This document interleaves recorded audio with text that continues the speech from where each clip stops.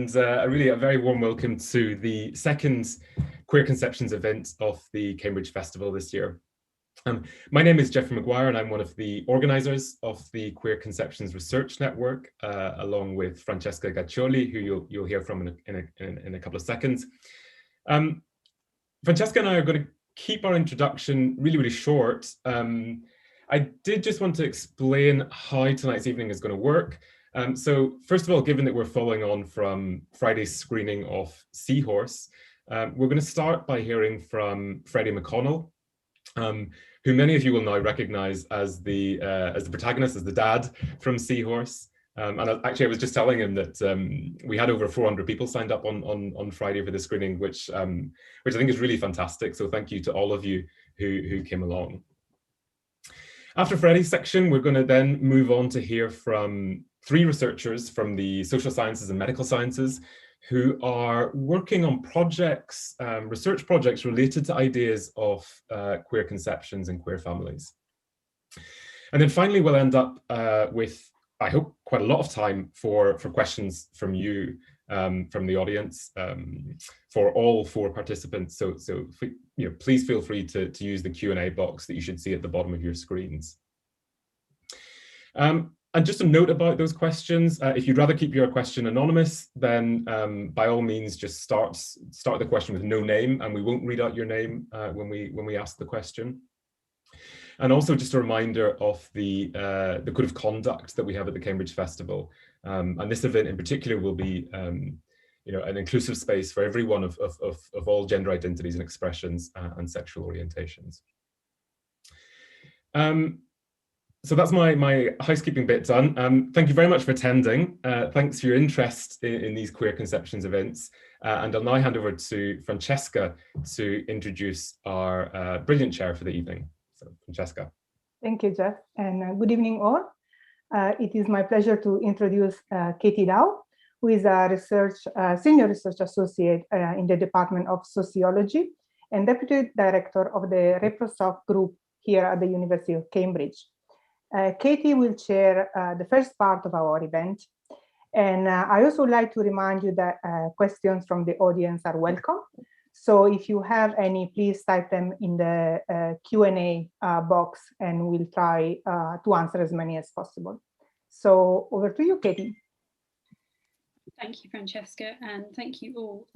It's really an honour to have been invited to chair this session and to be part of this discussion tonight. And I'm sure, like all of you, I really enjoyed watching Seahorse again last Friday.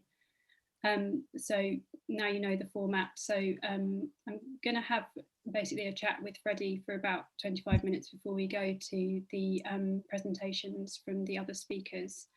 And as we said, please do feel free to ask questions along the way. But let me just first introduce Freddy. So Freddy McConnell is a freelance journalist and host of the Pride and Joy podcast on queer reproduction. He also writes a regular column about trans fertility and family for Vice. As you know, he appeared in the 2019 documentary film Seahorse, which is directed by Jeannie Finley. And Freddy is fighting a court battle to be registered as father or parent on his child's birth certificate, and that case is now going to the European Court of Human Rights at the moment. That's something that we may well discuss. So welcome, Freddy, and thank you so much for joining us this evening.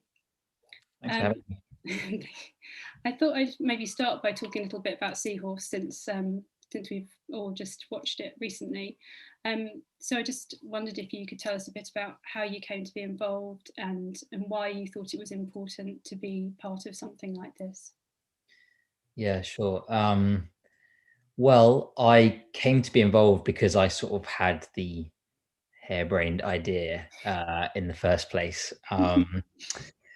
It sort of came about specifically, I think, because I was living and working in Australia in 2015 and spending quite a lot of time by myself. Like new city, I didn't have any close friends or family around, and I would go to the cinema a lot. And I remember during that period, I just happened to see some really powerful documentaries, including the Edward Snowden documentary by Laura Poitras, and that kind of thing. And I was sort of at the same time also thinking about how I was going to start my family. A few years before, I discovered that trans men could and were having babies, contrary to some information I've been given by my doctors again, sort of several years before that. So I know I was sort of thinking, well, maybe I could do this. Maybe I should go home and start sort of putting those plans in place and making sure that it's not something that's going to mean that I'm kind of ostracized by my family or rejected by my community. And maybe if I did that, I should document it too, because if I'm having these fears and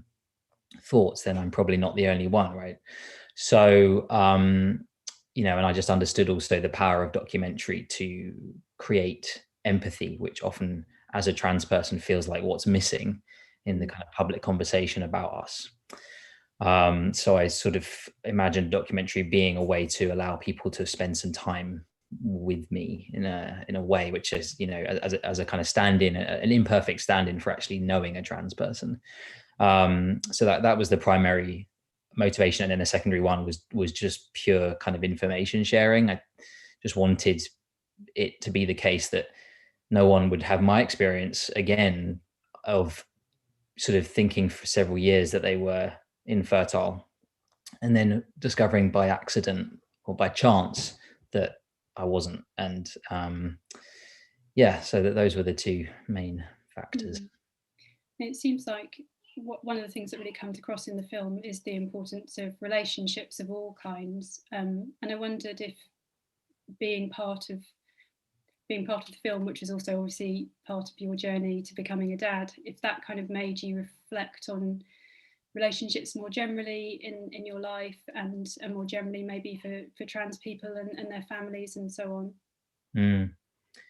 Yeah, I mean, I was constantly feeling that I was so lucky to have unwavering support from my mum and my stepdad, and I sort of knew going in that without that, this wouldn't even be something that I felt I could consider. I didn't know before going in that I would find it so difficult in the ways that I did. So I suppose, you know, there are some things that you can foresee and some things you know are going to be difficult as a trans person, other things you don't. And, you know, I still feel like I'm indebted, especially to my mum, for kind of basically supporting me through that year or so of being pregnant and trying to conceive, especially after CJ and I went our separate ways, although we remain friends to this day, which I'm, you know, I suppose is also really like feels like quite a queer thing. You know, we broke up, I suppose, in a traditional sense, but there was never really any question that we would always be there for each other nevertheless, moving forward. I mean, yeah, it's my relationship with my mum also was so important, because when I went to the NHS clinic that had been sort of providing me with transition related healthcare up until that point, when I went to them and told the consultant what I was planning to do and how I was planning to start my family, he had quite a negative reaction, and that then led to him discharging me. And I think he discharged me technically because I wasn't pursuing the kind of standard transition pathway, which would have been lower surgery at that point, although I haven't written that off in my future. But what the discharging meant was that I had no access to counselling or mental health support, which also is what that clinic is there to provide. And I didn't realise until after the fact how I don't know, negligent is a strong word, but you know, how much of an impact that had on me. Yeah, and then the relationships I've developed since within the community, you know, I have trans parent friends, and we rely on each other. And I think actually without them, I also wouldn't have been able to do what I did. And certainly now would not feel so relaxed talking about it publicly, and would not have learned how to feel so proud of it and of my family. So yeah, those are a little sprinkling of all the complicated relationships. So just sort of going back to what you said about assuming that you would be infertile, and that kind of having to kind of change that assumption. Just to talk about myself just for a moment. So when I was about 8, my mum started a new relationship with a work colleague who's a trans woman, Alice. And I remember quite clearly the moment when Alice told me that she was trans. She'd taken me swimming, and in the car on the way home, she told me that she'd always wanted to be a girl like me, and that that's what she was going to start doing. And I remember saying, or at least thinking, I mean, I can't be absolutely sure what I said because it's a while ago now. Oh, I didn't know that you could do that. In that sort of quite casual way that children can.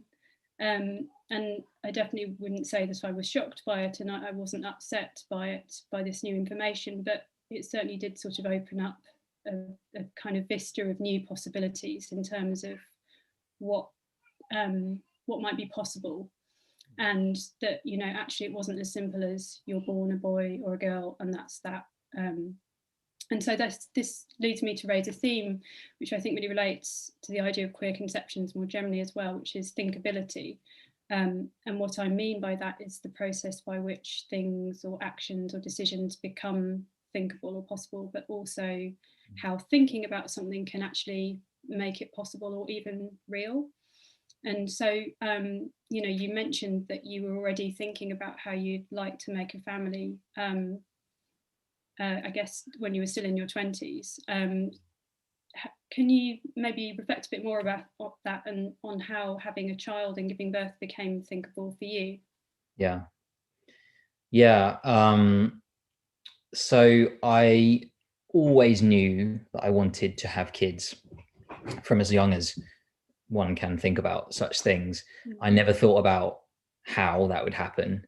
Even years before I realized I was trans, I suppose it never occurred to me to think about that. So it wasn't for me about, I'm going to be a mom, or I'm going to be a dad, or I'm going to be pregnant, or anything like that. I just imagined children in my future, and I always got on really well with kids, and I always used to babysit and that kind of thing, and I found them really easy to talk to. And on my level, I don't know what that says about me, but you know, that was kind of how I always felt. And then I was raised in a house that was very sort of pregnancy positive, I always like to say, because my mum enjoyed being pregnant and was very also body positive and that sort of thing. So the idea of pregnancy never appealed, never appalled. You know, I just felt quite neutral about it. But once so before I transitioned, I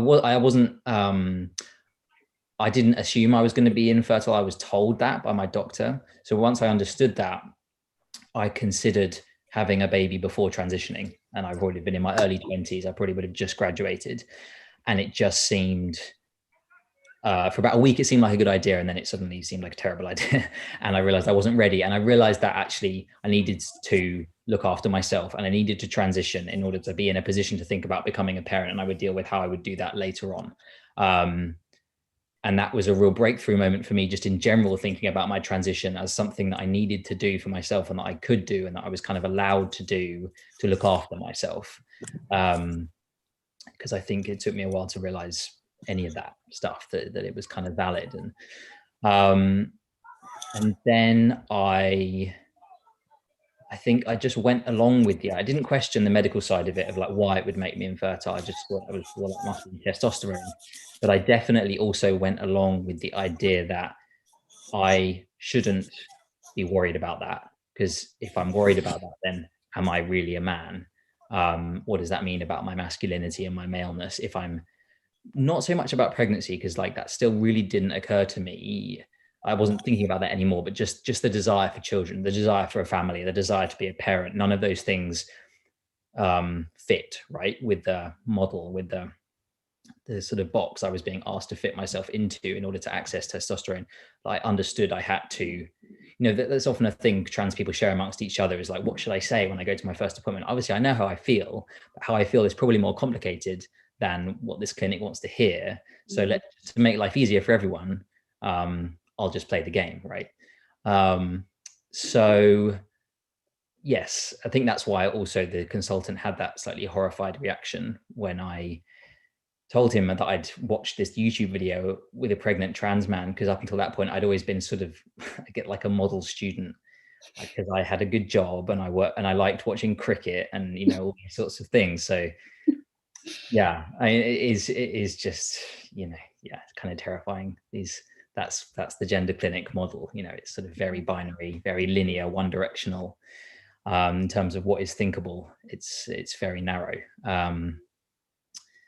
And then but yeah, going back to my mum, as soon as I kind of raised this as a possibility, I found the idea quite terrifying when I first found this YouTube video.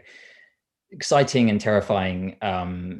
Exciting because I was relieved in a way to realize, oh wow, maybe this is possible, and maybe we have been misinformed. And what I assumed initially was that I must be on like a time on the clock kind of thing. Like maybe if testosterone hadn't made me infertile yet, it would eventually. So I had to move quickly in order to be able to do what this other guy had done. I now know that that's also not the case. Like trans men can be on testosterone for 15 years. And I know people that have and come off and had babies. But yes, I felt like I had to move quickly, it's a scary idea, right? Because I kind of felt like this might be the final straw. This might be the reason my family do finally reject me. You know, how far can I push this before I'm just written off? But as soon as I told my mum, she was like, great, because she definitely had been worried about that. And she, I think, couldn't really relate to the idea of adoption. And I think as a queer person, I definitely could, because that's something I thought about for a long time. And, you know, all the ways that family can be created are all thinkable, you know, that we're just in this world where that's all okay and as it should be. But I think she definitely felt like, oh, okay, you know, like that makes sense to me again. And why wouldn't you do this? You know, forget what everyone else thinks. We're in this together, let's do it. And, you know, having CJ there as well, who has, you know, who's non-binary but always wanted to be a dad, you know, has always thought about parenthood quite differently to me, I suppose, in a way, in that sense of always wanting to be a dad, but understanding themselves in a non-binary way. And me being like, oh, I just want to be surrounded by children, but I'm not sure how or why, you know. So yeah, it's that was kind of how it all panned out. And I suppose that sort of leads into the legal battle that you've been having recently. If you maybe want to tell people about that a bit and why that's important to you. Yeah, it's so complicated. I mean, there's so much. It's hard to know where to go in, right? Because you know, I suppose like first thing to say is it wasn't part of the film. It was deliberately not part of the film of Seahorse. That wasn't always necessarily going to be the case. We did film some meetings early on, but I think then when it became clear that the timeline for the case was going to be so much longer than the timeline for the pregnancy, and actually nothing was triggered. The court case wasn't triggered until I actually went to try to register my child's birth. It was the refusal to register me as father or parent that was the kind of trigger for the case. So and it started as a very personal thing where I thought I would just be able to register as father. I was very naive. I didn't understand the birth registration system at all. I think not many people really do unless you become sort of intimately entangled with it like I have now.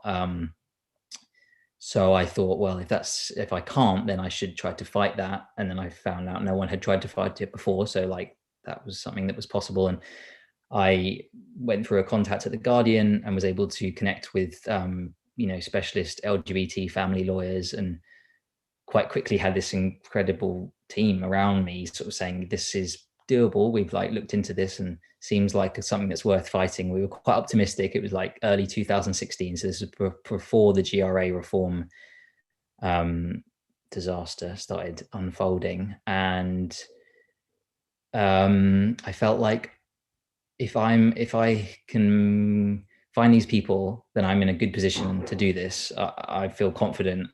I know a lot of trans men wouldn't feel confident doing this, wouldn't have these connections. So I kind of feel like I should if I feel like I can. And also I want to be able to tell my kid either, you know, we fought this and we won, and isn't that amazing? Or we fought this as hard as we could and we lost, but we tried and people just weren't ready. But that's why you have this inaccurate birth certificate. And then when we went to court, the defining moment, well, it kind of changed and got a lot bigger, because at that point we realized the government was actually trying to argue that not only could trans men who give birth not register as father or parent, actually no trans man can register as father. And what they meant by that is that the gender recognition law that we have sort of stops when you become a parent and actually reverses. So at the point of becoming a parent, my legal gender recognition doesn't count. And it's not just birth certificates. For every legal thing and every matter relating to parenthood, right from fertility treatment all the way through to sort of end of life, when it comes to my parenthood, I will be regarded as female. But for every other thing in life, literally every other thing, I am legally male, apart from like peerages.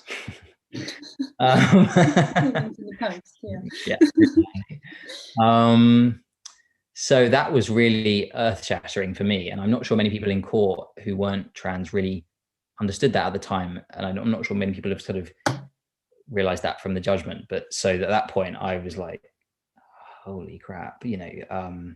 So actually no trans parents have any legal recognition. Okay, so now we've got to fight it from that much bigger angle of it's not just about the definition of mother. And then if you decide that you're not going to discriminate against all trans people who become parents, and actually like trans men whose wives give birth, they can register as father, well, then that's going to make it harder to discriminate against me. So we're just going to have to come at that different angle. And that's kind of an angle we're taking to Europe as well. And yeah, it was just really alarming to see all the ways in which LGBT parents are treated unequally by the birth registration system. Yeah, and now it's like become a much bigger part of my life. Yeah, I mean, it's almost like they're sort of separating out you as an individual and you as a parent, which seems like quite a sort of symbolically, at least, violent thing to do, really.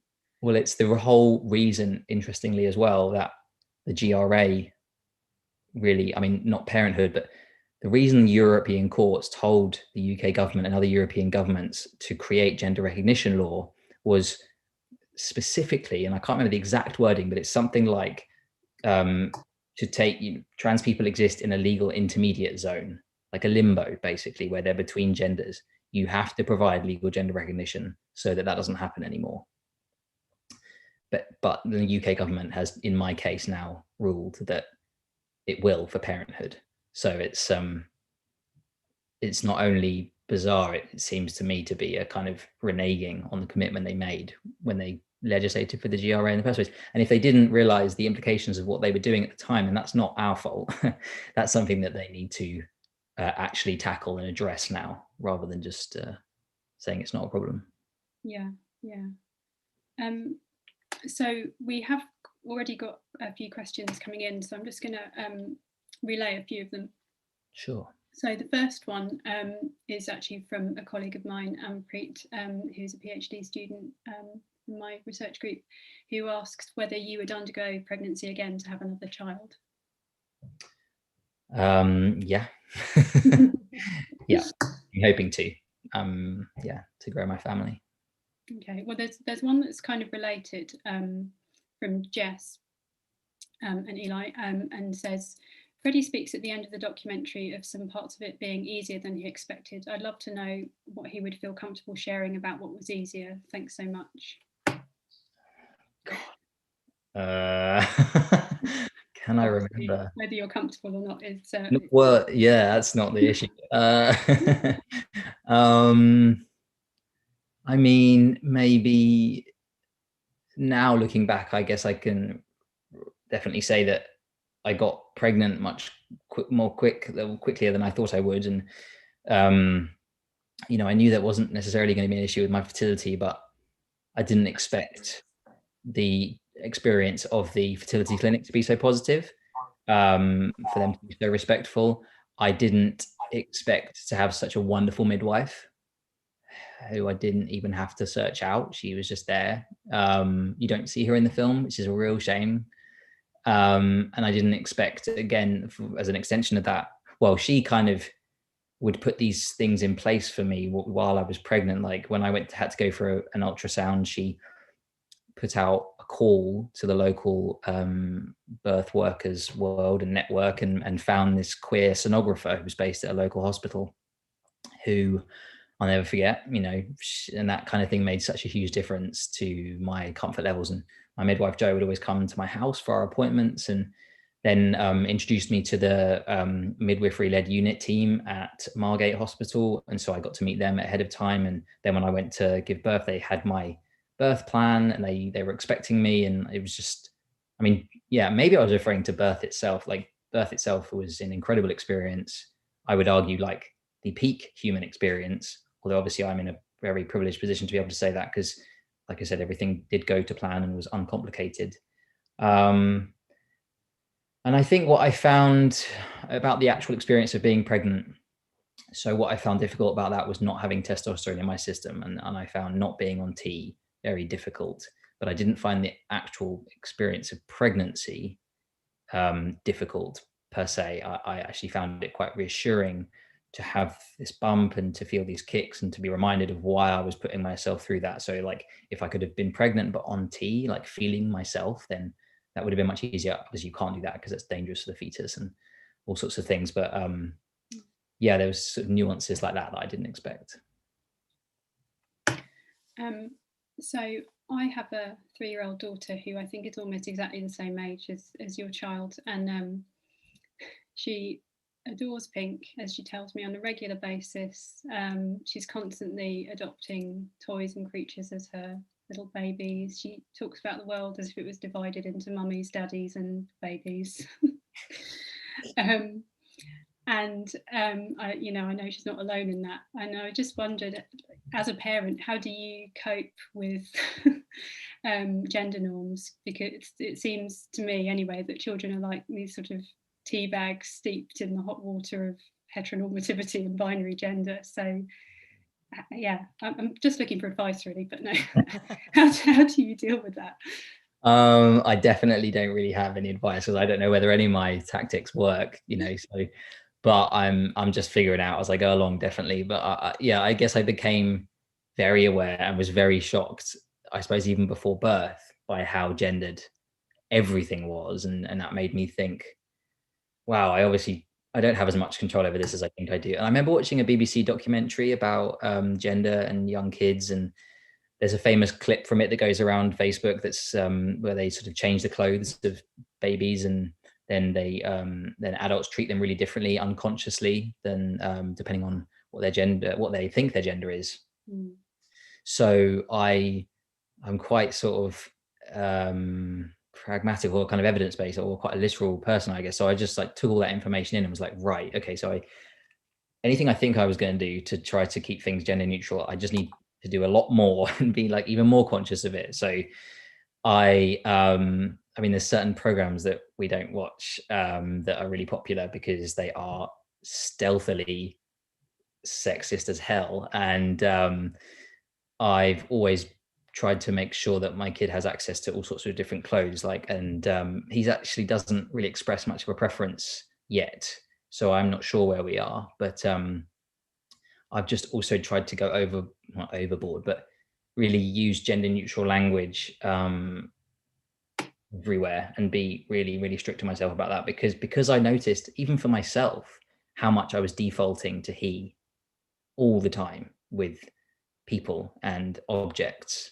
You know, this dinosaur, what's he doing? That kind of stuff, you know, like I just had to be really firm with myself. And so when we cross the street, wait for the green person, you know, not the green man. And it kind of feels silly. And I know people think it sounds weird, but I don't know, you know, what can we do? It's a total constant onslaught.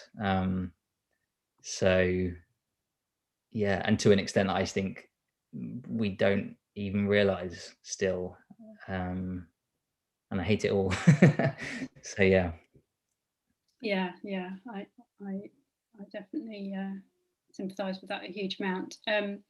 We've got a couple of questions which are quite similar, just before we move to the panel, which I'd like to ask you. So one from Victoria and one from Laura. And Victoria asks, what suggestions would you give to birth workers who have the pleasure of working with trans folks, and what things helped you to feel the most comfortable? And Laura says, hi Freddie, as an NHS midwife who's trying to create a more inclusive service for LGBTQ plus service users, do you have any tips or advice for trying to support trans men and their families through the pregnancy and birth continuum? Trying to turn the tide on what has always been a female-centric service is quite challenging. So thank you for both of those questions.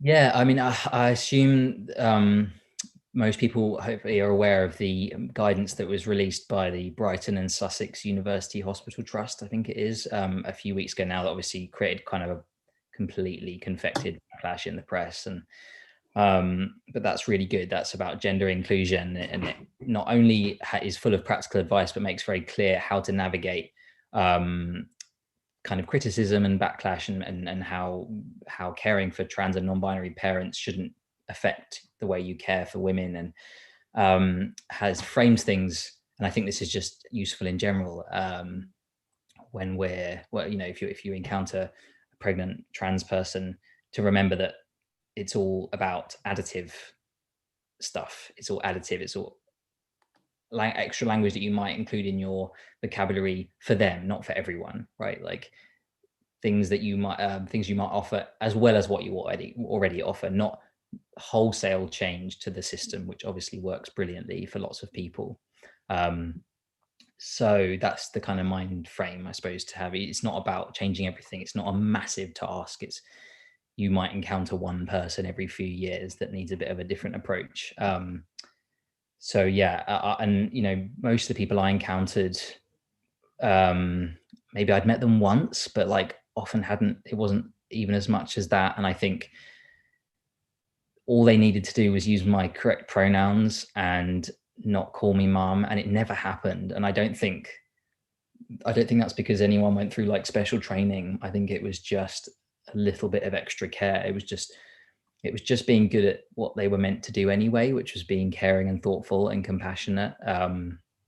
So I think when I was actually in labor, I think the midwives mostly just used my name, which is really nice anyway.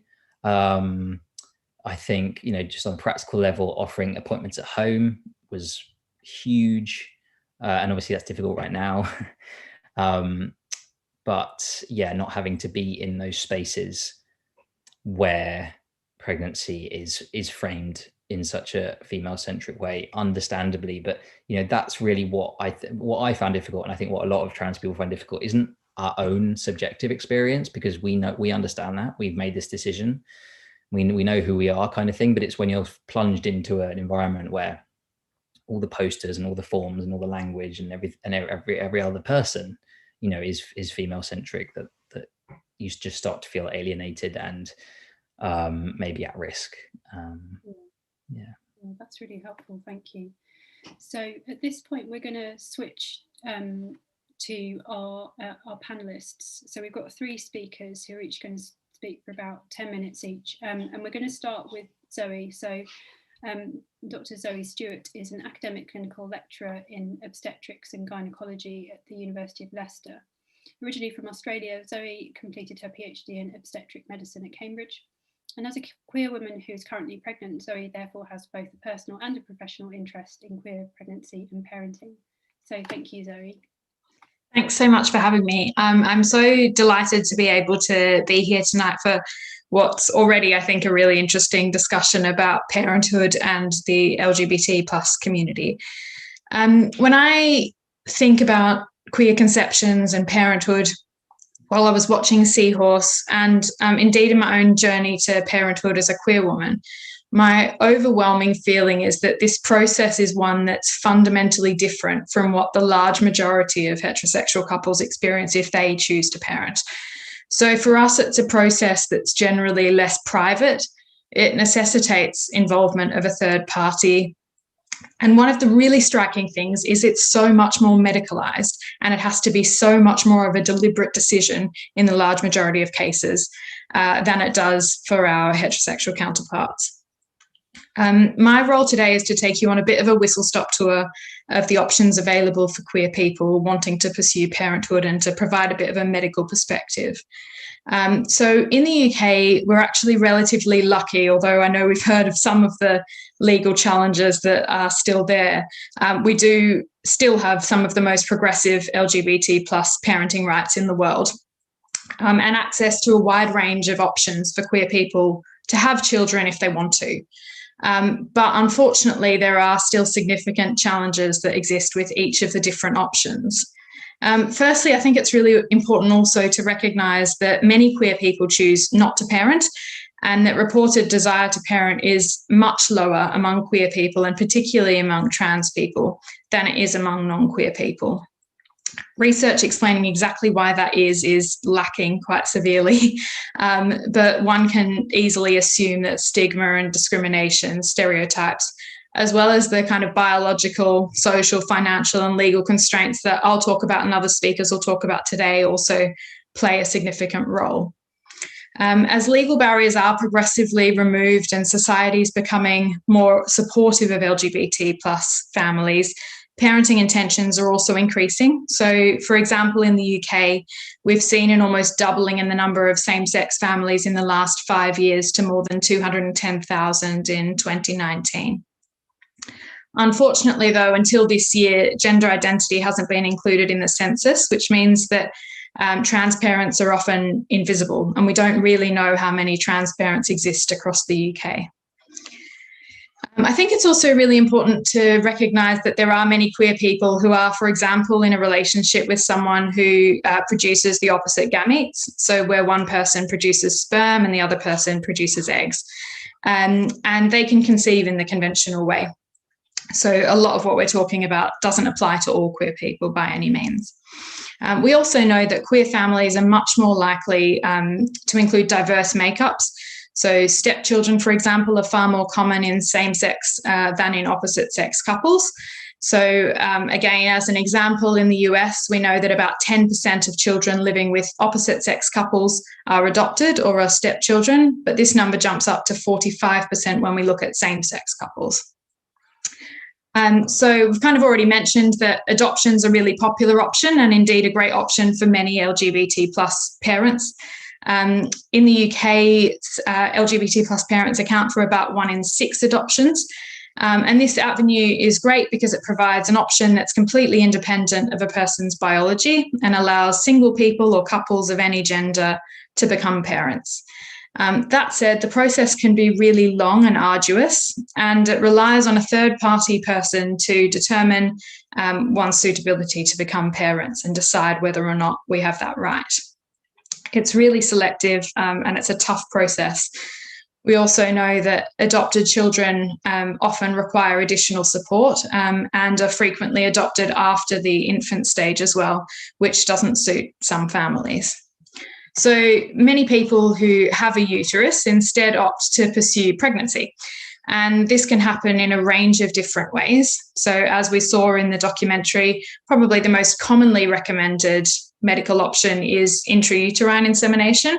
So that's where a person's cycle is either tracked or regulated using medications.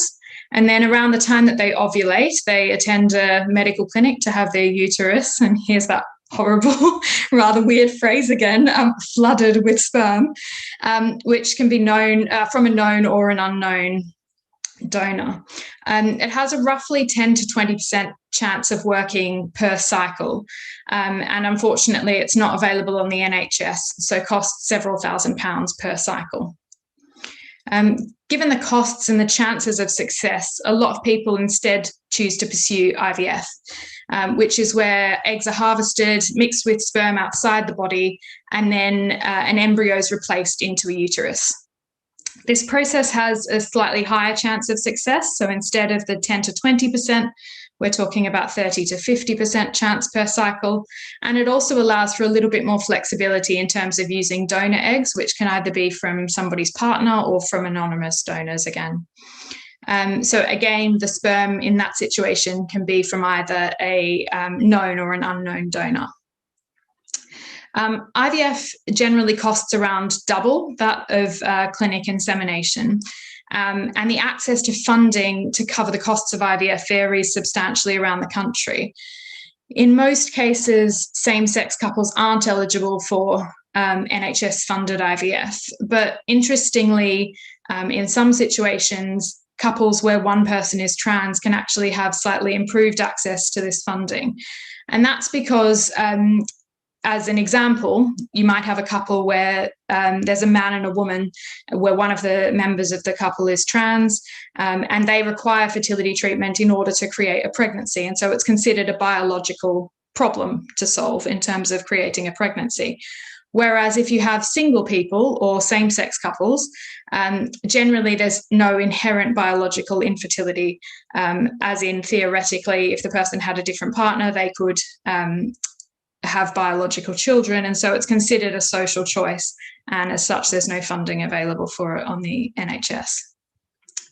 In both IVF and clinic insemination, access to parenthood relies again on somebody else deciding about whether our health status, our body mass index, our smoking status render us kind of good enough parents, and whether, again, we should have the right to access fertility treatment.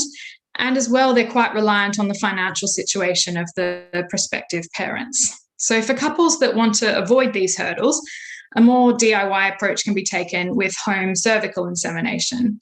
So when my wife and I were talking about options to start a family, we wanted to consider something that was a bit less medicalised, that we could both be involved with, that we could do at home and be a bit more flexible about. So we chose home insemination for that reason. In this option, sperm can be bought from a clinic for about £1,000 per sample, or you can use a known donor. The sperm's then inserted into the vagina close to the cervix around the time of ovulation. And this is slightly different from the clinic approach, which actually places the sperm directly in the uterus. But surprisingly, I think anyway, the chances of success are actually pretty similar as long as the cycles are tracked properly. Some people also choose to pursue what's kind of termed natural insemination, which means to have sex with a known donor in order to conceive. For people who are looking for a known donor, often people ask friends and family for someone that might be willing to donate sperm. But there are also several websites that function a bit like dating websites that link people who want to donate with those who are looking for sperm. This method is obviously much less regulated and relies on individuals to perform their own screening for sexually transmitted infections, and opens the door for potential manipulation, taking advantage of people, and also for challenges like people changing their thoughts and feelings about the process without counselling or support to go through the process. In this situation, the person who gives birth will automatically be listed as the mother on the birth certificate, regardless of their gender identity. But a partner can only be listed as the second parent if the couple are married or civil partnered, and the donor and the recipient didn't have sex in order to conceive. And that's slightly different from using a clinic to conceive.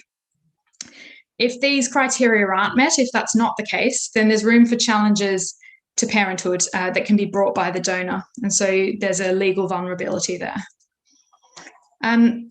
For other people that want to pursue pregnancy but aren't able to conceive themselves, there's also the option of surrogacy that's available. In the UK, we have quite restrictive surrogacy laws that don't allow for payment for services. So the demand for surrogates is much higher than can be met. And some couples, for that reason, choose to go overseas instead, to countries with less restrictive laws, but also with a risk of exploitation. Even in the UK, when it is possible, it's a very expensive and complicated process that costs in the region of £7,000 to £15,000 to cover the reimbursement of expenses and medical expenses. The other kind of main challenge, I think, with surrogacy is that the surrogate will be listed as the mother on the child's birth certificate, regardless of the biological makeup of the child. So even if the parents have provided the egg and sperm, the surrogate will still be listed on the birth certificate. And if they have a husband or are in a civil partnership, then their partner will be listed as the second parent.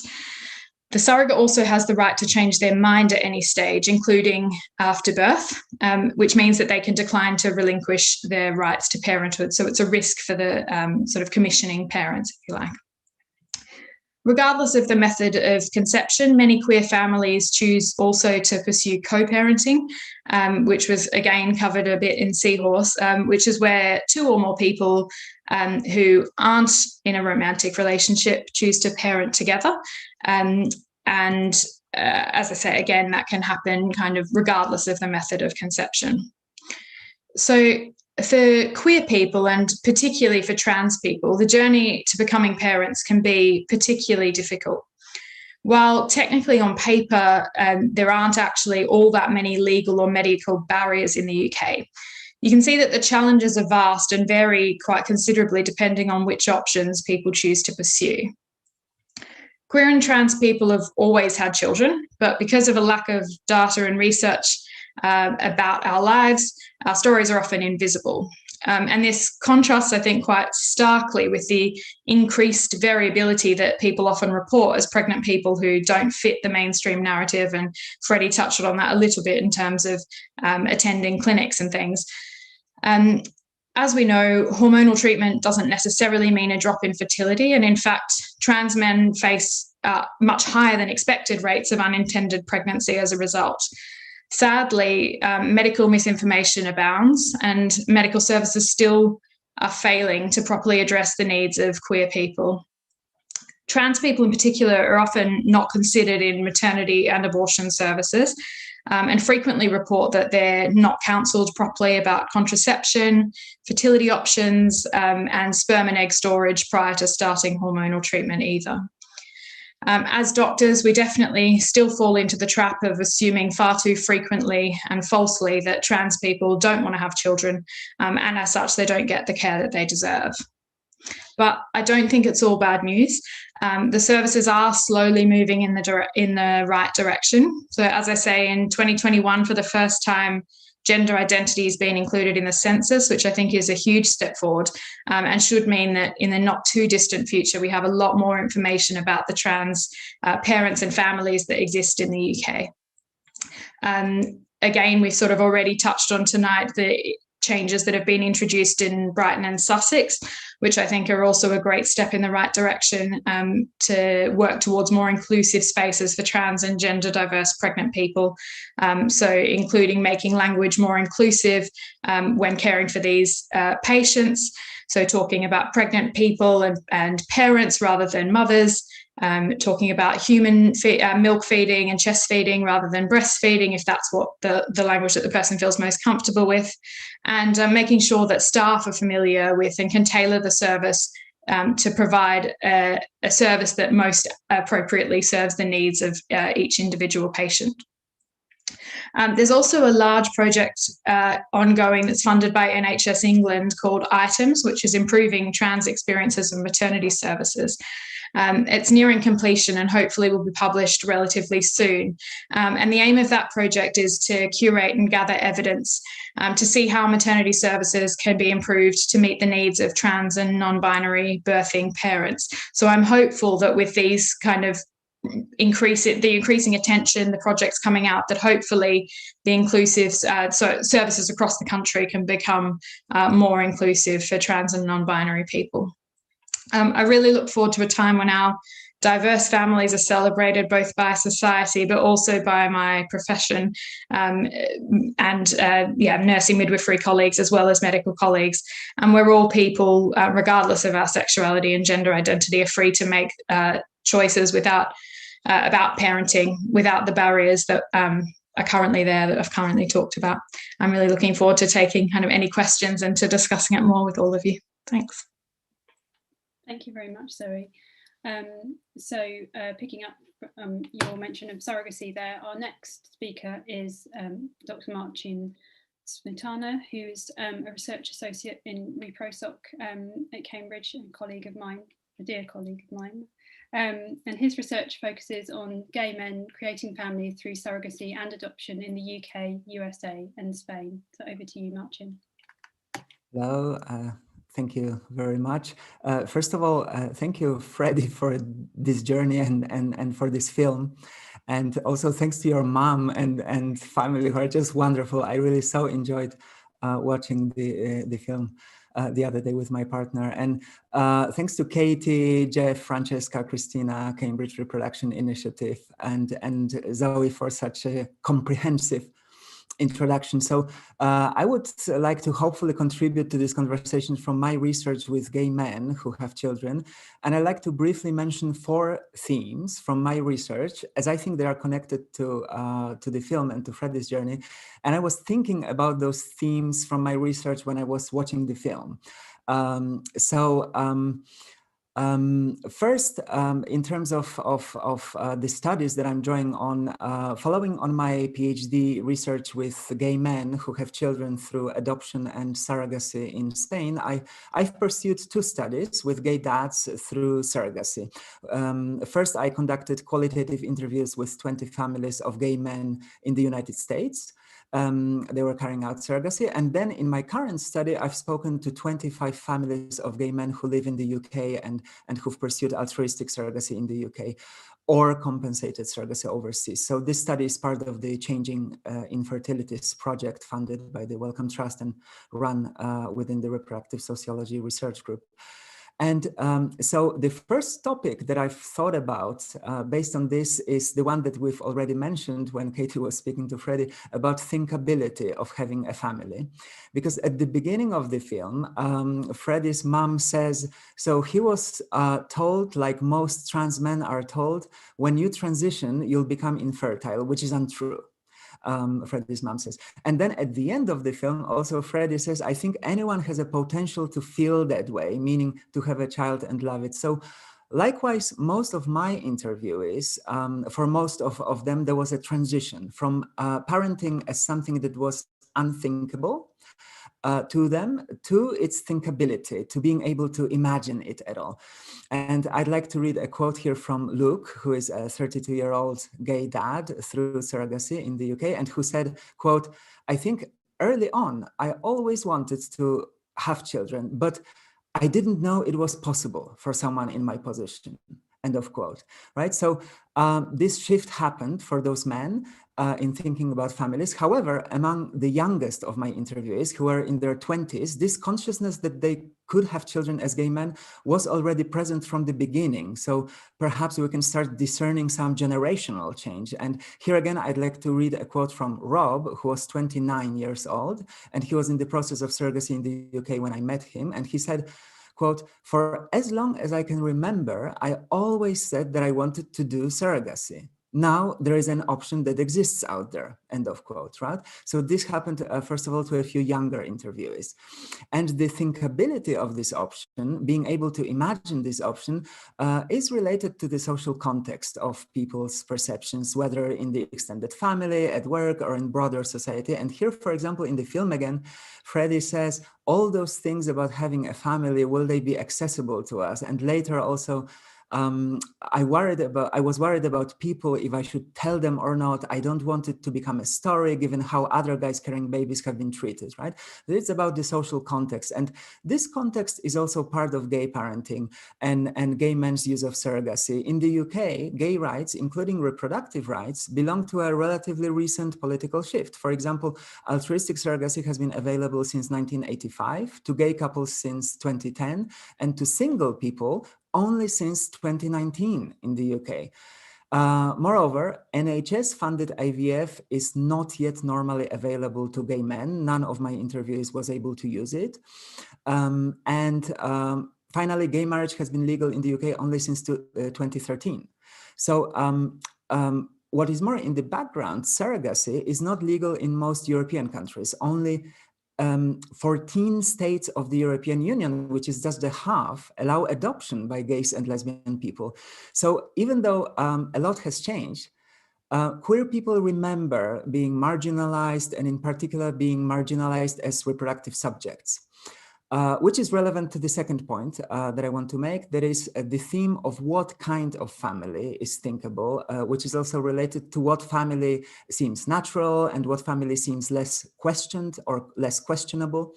And one way of minimizing this social questioning and policing of one's family is through increasing resemblance or likeness between the parents and the child. This likeness can take many forms, and one of them is skin color, which becomes particularly relevant when gay men choose egg donors and when lesbian women choose sperm donors.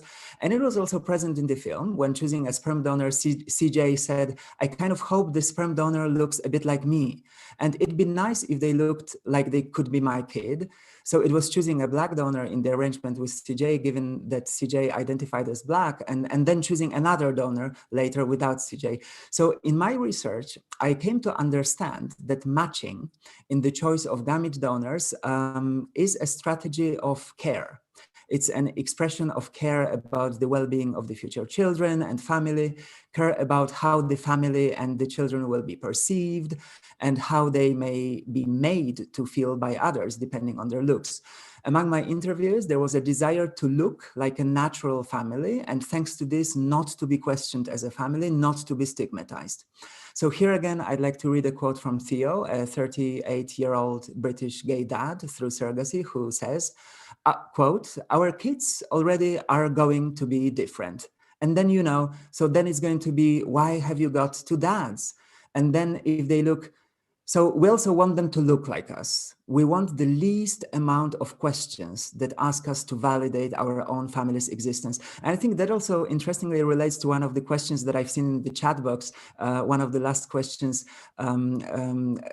about if we as queer people put too much expectations on ourselves when we think about parenting. So there is some expectation, of course, that will be questioned, right? So this is one of the strategies to face it, right? And thirdly, my third point, these themes of what is thinkable and imaginable were also structured by social class in my research, and in particular its economic dimension among the gay dads I spoke to. Likewise, I found it interesting at the beginning of the film when Freddy and CJ are looking at the donor catalogs. They say, wow, £300 for a visit, and I'm sure that there were many other expenses related to this journey to parenthood, the second insemination attempt, and etc. So in my research with gay dads, the economic dimension was particularly salient, probably even more than in the film. That's why one of my interviews, 35-year-old Jason, said, quote, "When we were younger, we didn't have the means to do anything. So it was always a sort of abstract in the future," end of quote. So there was an idea that in order to pursue parenthood, one needs particular means, economic means. And my interviews drew on their own savings, earnings, loans, including mortgage, and importantly, help from their own parents and extended family in both economic and emotional terms. So the impact of economics was most acute for those men who pursued surrogacy overseas, and economics were slightly less relevant to those gay men who pursued altruistic surrogacy in the UK, and in particular, if it was the so-called traditional or straight surrogacy, often based on home inseminations with the surrogate only, that is without the involvement of the egg donor and the fertility clinic. So that was the most accessible option. And even this last option was economically challenging to some of my interviewees, but in particular, those gay men said that if it had not been for the UK community-based surrogacy model, they would not be able to pursue surrogacy at all. So the existence of this altruistic surrogacy model, and especially traditional surrogacy, made it actually possible for some people who couldn't do it otherwise. And here I reached the last point about the community, and I'm also curious about Freddy's thoughts about the community in this respect, because gay men who pursue surrogacy face particular economic challenges, but at the same time, in particular in the UK, there is also strong community support for surrogacy and for gay surrogacy, thanks to associations such as Surrogacy UK and others. So I was thinking about it when watching the film again and wondering who can a future parent rely on? Extended family, friends in this case, but the clinic as well as the Facebook groups quoted in the film brought very mixed feelings, right? So also, many of my interviewees relied on their own families of origin, but alongside that, they could lean on the surrogacy community, in particular in the UK as compared to the American parents. Many of the gay dads I spoke to were pursuing some form of activism, as well, whether within the British or international surrogacy communities, within rainbow family associations and groups, and in many cases, the egg donors and surrogates were part of their friendship and community and activist networks as well. So I leave it here. I hope I've been able to make it clear how for those gay dad families I interviewed, their family projects become thinkable and how they negotiated them with their communities they were part of. I think this theme of thinkability also appears clearly in the film, and it's something relevant to all queer and trans families. On the other hand, among gay dads, it may be mediated in unique ways by economic and community support required for gay family projects. So I'll be looking forward to your thoughts on all these topics, and I'll hand over to the next speaker. Thank you.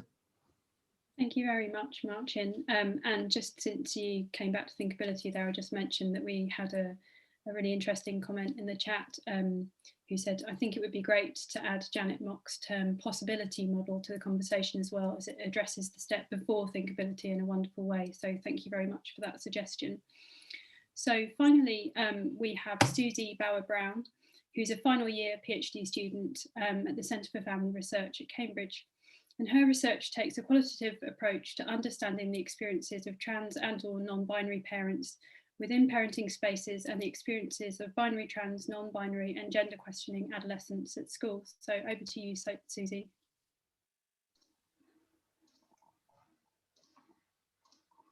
Yeah, thank you for having me. I'm just going to try and share my slides. Great, yeah, so as Katie mentioned, I'm a PhD student at the Centre for Family Research, and I'm going to talk a little bit today about some of my PhD research on the experiences of trans and non-binary parents. So firstly, a bit of background. So there's not very much research at all, to be honest, on the experiences of trans and non-binary parents. And the existing research has tended to focus on families where an individual has become a parent, and then after that, they've started kind of openly identifying as trans or non-binary. And so there's not very much research on the experiences of parents who are already identifying as trans and non-binary and then pursue parenthood.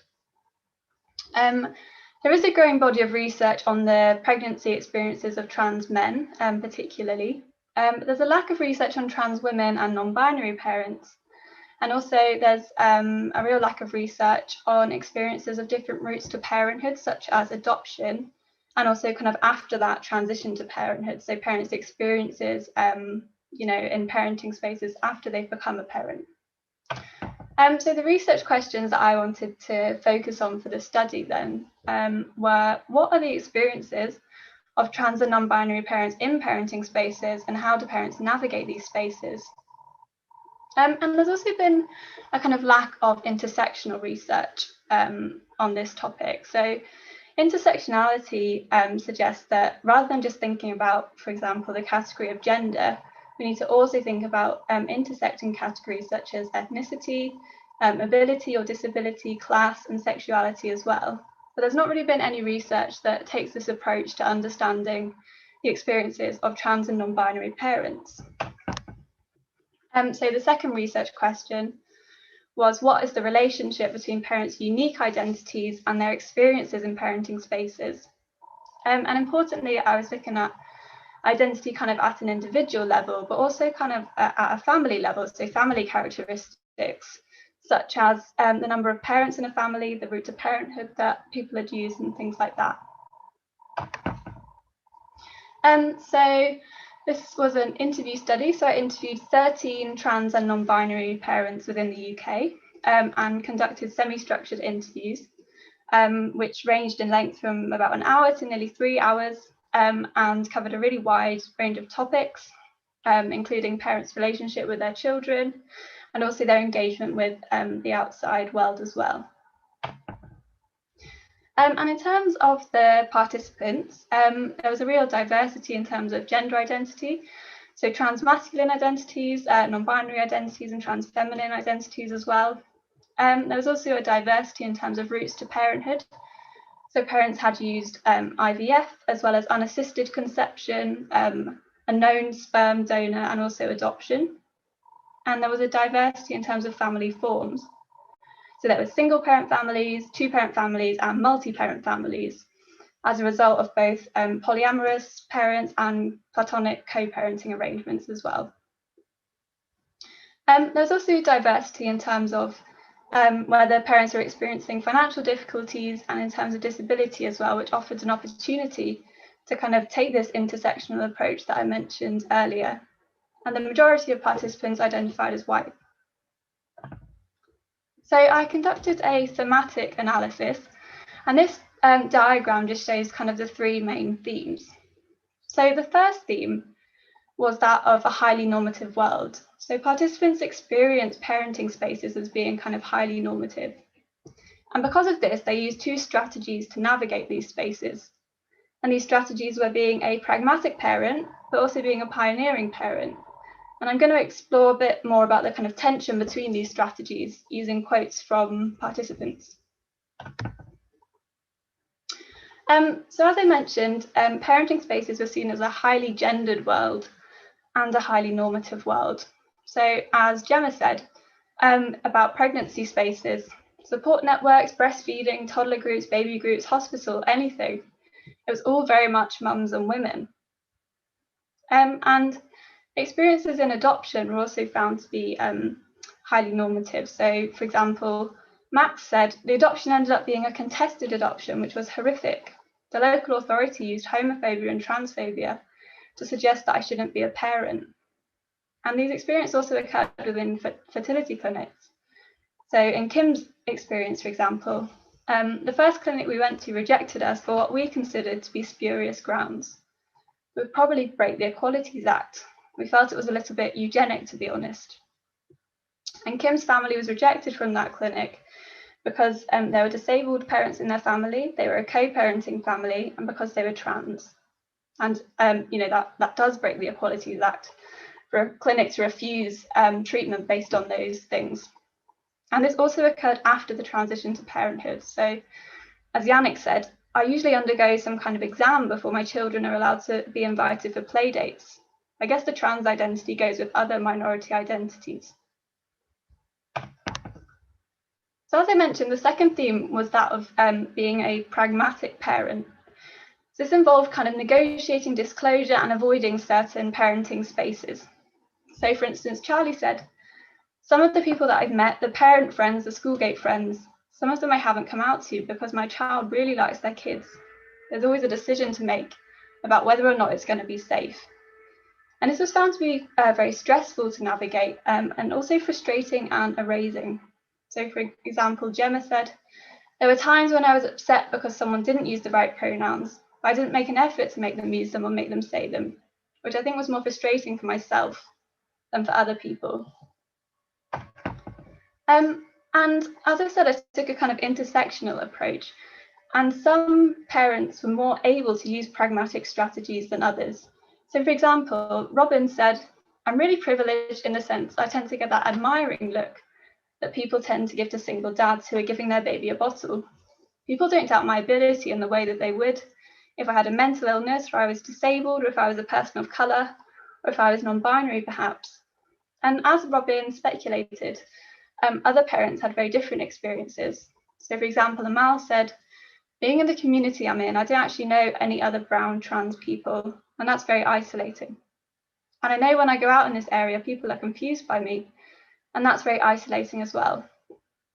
And the bottom quotation, Charlie was a non-binary adoptive parent, and they found that pragmatic strategies didn't work for them because of using they, them pronouns. So for instance, the advice that the adoption organisation were giving was to minimise references to transness in my profile, because that's worked for other trans adopters, whereas that just doesn't work for me. So that just shows the importance of taking an intersectional approach. So the third theme talks about the strategy of being a pioneering parent, which involved kind of changing spaces to be more inclusive, and parents also created their own spaces. So as Ali said, I just remember getting really annoyed and going through the entire pregnancy file they give you and crossing out anywhere it said mum and writing parent in black Sharpie pen, trying to get the point made. And some participants felt really motivated to be a kind of pioneering parent. So I don't really know of any other South Asian trans people, least of all parents. So if I get myself out there, there's going to be someone else who sees me and goes, that person looks like me. I consider myself to be a trans parent in more than one way, not just to my son, but to younger trans people. So while some parents felt really motivated, others felt that this pioneering was, not really a choice, but something they felt forced to do. So for instance, Jules said, everyone questions you on every single level. I feel like I have to share with almost complete strangers, and I don't really want to, but I have to. And as I mentioned earlier, there was tension between these two strategies. So as Finn said, I don't always use neutral pronouns for my child. I do sometimes use he, him. I don't really want to have long conversations about using gender neutral pronouns. I don't want my child to have to be affected by that. So parents weren't only thinking about their own needs, but also their child's needs as well. And Max said, at one point I did think, oh, I'm such a drag on the ticket. Maybe my wife should be assessed as a solo adopter and then she could get children. And I could be their parent just by stealth, essentially. So participants were constantly kind of moving between these two different strategies. And because this tension was stressful, protective, inclusive and queer spaces are found to be really important for participants. So for instance, Charlie said, I actively seek out queer spaces where my child will see families that have stuff in common with us. So either around gender and sexuality or race or all three. And across all the participants, home was an environment which they could construct as being kind of free from damaging sexuality and gender norms. So for instance, Amal said, there's no toxic masculinity in this house. He's allowed to have his emotions, he's allowed to be upset, there's no manning up. And we wear nail varnish in this house because we're fabulous. So that was just a kind of really brief introduction to the three themes I've found that basically just highlight that trans and non-binary parents use really diverse strategies to navigate exclusionary parenting spaces. And an intersectional approach can kind of shed light on why some parents might use some strategies more than others. The findings point to the real importance of education within fertility clinics, the NHS and adoption agencies particularly. And there's also clearly a need for inclusive and queer parenting spaces where trans and non-binary parents can feel able to kind of parent in the way that they want to do so. So thank you very much for listening, and thank you to all the participants who took part in my study.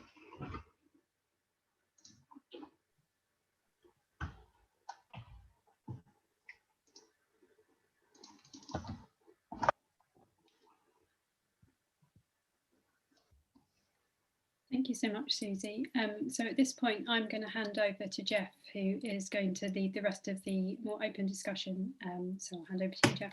Okay, thanks for that, and thanks to all three of you for really wonderful presentations that have got the audience thinking quite a lot about various issues. One of the things that's come up quite a bit is, I suppose, the film and a lot of what we've talked about already tonight deals with the journey to parenthood. Quite a lot of people are asking about what comes after. Susie's just spoken quite a lot about that, and one anonymous question asks, on the one hand, the film Seahorse really deconstructs fatherhood, but on the other hand, it conveys the idea of a pretty common experience of parenting that's perhaps the strength of the film. So my question is, do you think that queer parenting is different from parenting? Do we as queer people put too many expectations on ourselves when we think about parenting? Or do we just feel the pressure that others put on us as if we need to prove that we can and indeed that we are good parents? So maybe Freddy, would you like to start with that, and maybe the others can jump in if they'd like to? My immediate feeling to about that question is like, I'm not sure if this is really what you mean, but sorry, I've just got to come really big in the screen and it's really distracting. I'm seeing myself. I think parenting as queer parents can be just normal parenting, or, average standard parenting. But actually, as queer people, we have this amazing opportunity to make it different in all sorts of positive ways. we can take that experience, a really common queer experience of thinking about things more deeply and questioning things, and then reworking things to suit us, or to take into account our specific situations, and we can apply that to parenting. And we can be aware of the things that we want to avoid, and we can be honest with ourselves, I think, in a way that just kind of comes with the territory of being queer, especially if you felt your queer identity from a very young age. And I think that's kind of what I've tried to do, without putting too much pressure on myself, like you say. And then obviously as a single parent, that sort of happens too. But I think I'd like to see it as an opportunity rather than a difficulty. And Marcin, I don't know if you want to answer that, but from your participants, did you get the sense that I suppose that the expectations that they place on themselves, rather than those were externally put on them, were they different in any of your interviews?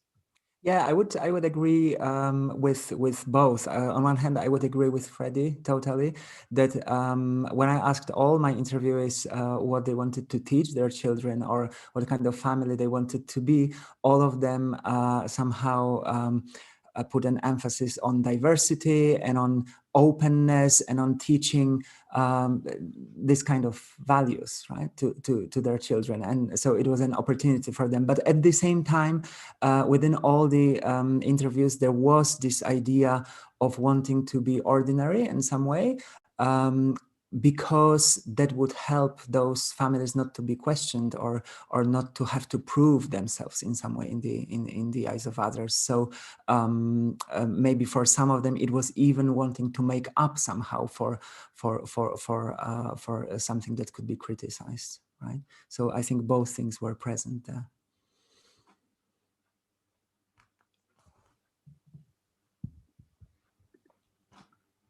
Zoe or Susie, would you like to add anything, or shall I jump on to the next set of questions? I agree with everything that's been said so far. I think part of the other factor that to me plays into it quite a lot is how deliberate the decision to parent necessarily is for the large majority of queer parents. And so I think that comes with quite a lot of pressure. Certainly among my friends, there's so much discussion about, being financially stable in a way that just is financially and socially stable and, in secure employment and all of these tick boxes that can sometimes happen for straight couples, but also often doesn't. And we know, half of pregnancies in the UK are unexpected and unplanned, which isn't a kind of luxury for, in certain settings. We don't have that option. So I think because it is so deliberate, it means that you end up with a far more deliberate approach as well to parenting. Sometimes, obviously not for everybody.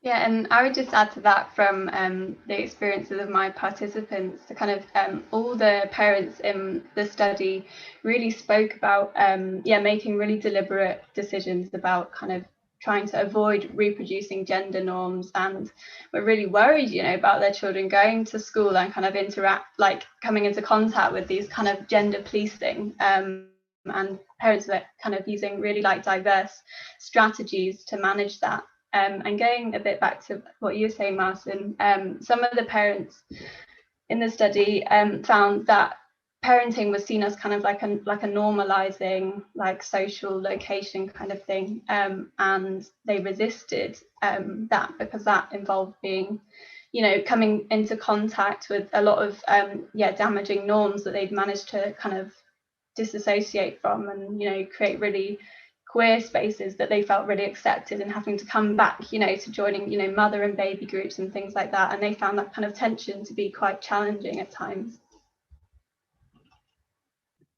Great, we've got some questions about language and the use of language. So I'm going to read a couple out, but work my way up to a question to you, Zoe, if that's okay. But the others feel free to come in if you want to. One anonymous attendee points out that, or perhaps they wanted to ask if any of you feel that the term midwife should be changed, given the history of the term midwife relating to, quote, standing with women, and would any of you have any ideas of what you'd like to see instead of that term? Someone else talks about if there has been any, a question about if there has been any progress moving away from the term maternity services to the more inclusive pregnancy services. I mean, if any of you in your research have seen that move actually happen on the ground. And then a question for Zoe. It's a question about your use of the word queer and how it sits alongside gender, particularly cis status or non-cis status. So I wonder if you could talk about any hurdles that you've encountered in your own research using the term queer alongside gender. Sure. Do you want me to go first? I'm happy to. I'll start first talking about. To be honest, I've not thought much about the term midwife or whether that should be changed. If people find that that's an exclusive term, then I'd be open to discussions about it, but I haven't thought about enough to have a strong opinion. I think a lot of other language is moving towards more inclusive language. And again, I don't know about the reasoning, but for some reason, maternity services seems to have stuck, including in specific trans inclusion language dictionaries and advice. The kind of recognized term still seems to be maternity services, even when we're talking about services that are specifically targeted to trans and non-binary birthing parents. I'm not sure of the reasons behind that, so someone else might be able to add more. But I don't think that there is much of a move actually to get away from maternity services, at least that I've seen on the ground, even though there is quite a lot of attention on language in general and trying to make sure that we are talking about all people that give birth, rather than just women, for example. In terms of my use of the word queer, I tend to find, well, partly I chose that tonight because that was the sort of the topic that we were talking about, I guess, queer conceptions. And I think it's quite an inclusive term that kind of covers a wide variety of situations.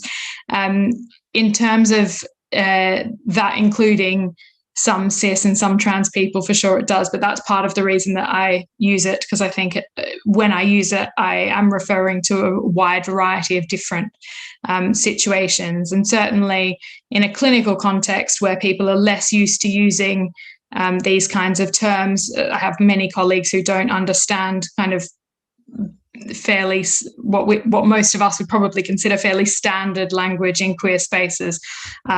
And even different types of pronouns and what the definitions of different sexuality and gender identities are.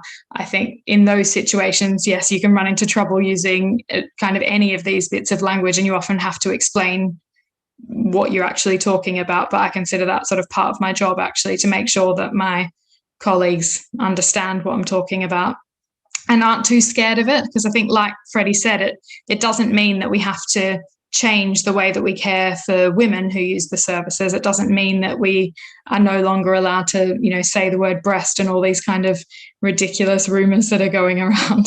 It just means making sure that everybody that we care for feels a bit more comfortable, and that we, I think, as Freddie made a really good point, that we care for people in the same way that we're trained to do, and use whatever language makes them comfortable in the same way we use, nicknames for people if they use their middle name or whatever else it is that makes them feel comfortable, or their favorite music or whatever else. I think it's just about making sure that the language makes people feel as comfortable as possible while they're using the services in a pretty vulnerable time of their life. Yeah, and quite a few people in the comments are making the point that making these services better for trans and gender diverse people, makes the services better for everyone. Yeah, absolutely, it does. It can't, in my view anyway, it can't do any harm. It only improves the service for everybody. I had a couple of thoughts on the. Right, I must say I can't see everyone, so please jump in when you want to. I actually made a note about the word maternity, I think when it came up a bit earlier. Midwife's an interesting one. I remember reading the definition of midwife for the first time when I was actually pregnant and being surprised that the wife in question was the pregnant person as opposed to the midwife. So I think that the general I'm not an academic and I cannot support this, but my assumption based on my own experience is that the common understanding of that word is that the midwife, the wife, is the person doing the midwifery. So I think that's why that hasn't really come onto the radar of many people, although obviously within queer circles the term birth worker is really common. And then maternity is a really interesting one as well. I think you're right, there isn't so much of an awareness of that word being gendered. It's not used in trans birthing and pregnancy spaces as far as I've noticed. I think I could possibly have never seen it, in fact. So it's something that trans people are aware of. And I don't know if the word is as commonly used in the US, where a lot of our information comes from, and a lot of people I know who are trans men who have given birth and non-binary people are in the US. So in our world, they use the term pregnancy care or perinatal care, which I actually think is really great and a really useful word. But when I've mentioned it to other people who maybe have asked me to be on a panel, not this one, but like, you know, I'll occasionally take the opportunity to say, oh, well, actually, like if we could not use the word maternity, that would be great. And they often just react as if, oh, I hadn't thought of that. So I think, again, it's just something that people don't think about, but are quite open. And that's actually something, even though I'm very supportive of the additive model and the additive approach in general, I actually would love for the word maternity to generally be phased out, because I think it's an oddly old-fashioned gendered term in a medical setting. And in general, if we can use sort of accurate medical technical language in that world, like we do for other kinds of medicine, like, you know, cancer care and that sort of thing, then we could easily do that in perinatal care, for instance. If I could just add to this, a similar debate exists in the surrogacy community, where the term maternity services has also been criticized because some surrogates don't consider themselves mothers, right? So the claim is that it should be pregnancy services or pregnancy care, so simply. And some associations that I've worked with have been working on guidelines for NHS trusts in this respect, but it's still a long way. So it's only started. And in my interviews experience, in some wards, surrogates were considered mothers, and in others they were not. But generally, after explanation and talking to the staff, it all worked well. But it wasn't default. It wasn't an automatic. The families had to actually, and the surrogates had to speak to the staff about it. So there's still a way to go. Yeah. There's a question from Anna who says, can anybody comment on the accessibility to fertility services and adoption for single queer people who do not wish to be in a relationship? Perhaps Zoe, would you like to take that one first? Yeah, that's fine. So in the UK context, single queer people can adopt in basically the same way as a couple can. They go through the same sort of process and are assessed kind of on their merits. In terms of fertility treatment, again, they have access to it if they are sort of deemed medically fit and all of the other criteria that any other person faces to access fertility treatment, but it would be a private service. They wouldn't be eligible for NHS funding in the same way that actually the large majority of people that access fertility treatments aren't. And then they would have, as a single person, who has a uterus, you would have an option to have either insemination or IVF, and the same would apply either way. It would be a private service.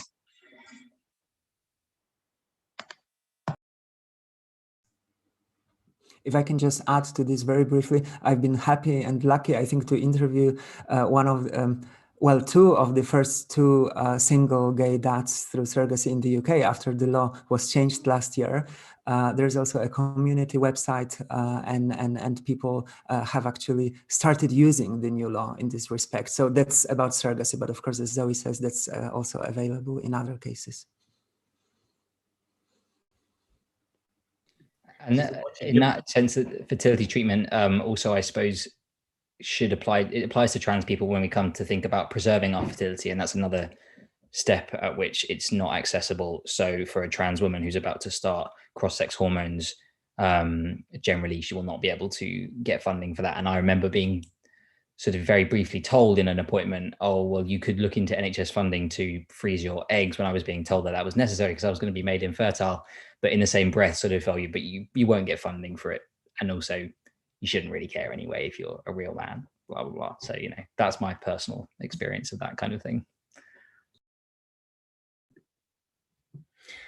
Okay, I mean, we're just about to run out of time. I just did want to ask one last question to Freddy, though. I mean, there are a couple of questions that have come in about, I suppose, Seahorse as a piece of cinema, right? And I was wondering, there were a couple of times, I was thinking about Friday when I rewatched it. There are a couple of times when you comment on how the story might be portrayed, and you comment on, I suppose, the presentation of your journey to parenthood. Just wondering, how do you think, in hindsight, how do you think that the film crew and the camera affected you? I mean, was there ever a time when it became intrusive, or was it a comfort to have the film there? Sorry, it makes me laugh because if Jeannie was here, she'd be like sighing and be like, well, let me tell you, Freddy was a nightmare. Yeah, it was really hard. I was, as I often am going into things, I was really naive. And I thought, as a video journalist myself, I sort of understood how it would feel to be on camera, and if I found it uncomfortable, I would get used to it. And frankly, I never did. And I think also, like I said before, I didn't really anticipate how intensely I would be feeling this dysphoria and this sort of longing to be back on testosterone the whole way through. So, and that kind of got worse throughout. So actually towards the end, I sort of could hardly talk to Jeannie. And she really felt that. And she, didn't say, we didn't come to blows over it at all, anything like that. But something that happened very early on in the process, and me trying to find this person to work with to make the film or to document the process I wanted to, is that I also felt like within that, I would have to basically not just find someone to collaborate with, but let them tell their own story and make their own film. And that's kind of why I wanted to work with Jeannie, because she had such a strong creative vision. And I knew that, not only could she confidently do that, but she couldn't really work any other way, kind of thing. And I think I understand why I made that decision. And I think I love the film. We made a beautiful film, but I also think that created this divide that actually became kind of a gulf in a way. And I sometimes think, yeah, it's sort of, like I said, I love the film, but it's definitely that it affected the story that could be told, and that Jeannie, I think, ended up telling. So yes, yeah, it was really difficult. Yeah. Like I say, that's the question that I've heard most over this weekend since Friday night is, ask him this. So right. But I should say, to add the very last thing, but the birth scene was again different somehow. I set very strict ground rules about how the birth would be filmed. So Jeannie wasn't allowed to be there during the day when I was at home, and you see those bits where I'm throwing up, and so we just had a camera locked off, and which was my camera that I set up. Didn't see Jeannie at all. My mum rang her to say we were going to the hospital. They only came into the room after I was already in the pool, and there was and I'd written this very strict list. Jeannie was not allowed to come within 6 feet of me. Only one film person in the room at a time, and I didn't have my glasses on, so I couldn't even really see them, and I just forgot that they were there, and it was incredible. And I think that scene is so wonderful, and I love it, and I kind of wish more people could see that scene just as a scene of giving birth, not even particularly as a trans thing. So yeah, and they never questioned any of those ground rules that I put in place. So again, that was such a different experience, but yeah. Great, thanks. I'm afraid we really are out of time now. We've gone 4 minutes after. So I'm going to say, apologies to all of you who have asked questions. There are loads in the box that we haven't been able to get to. I'm sorry for that. And just to say a huge thank you to our 3 panelists, and to Freddy, and also to Katie as chair. And also, I'm not sure if Francesca's here. I think she had to run off because she hasn't. Oh, you are there. Well, Francesca and I would also just like to say a huge thank you to Christina from the from the Cambridge Reproduction SRI, who really has made tonight and Friday night possible. She's a technical wizard. And a huge thank you as well to Cambridge Reproduction SRI for funding the research network and these events. And thank you all for coming. Have a good night. Thank you. Good night. Bye.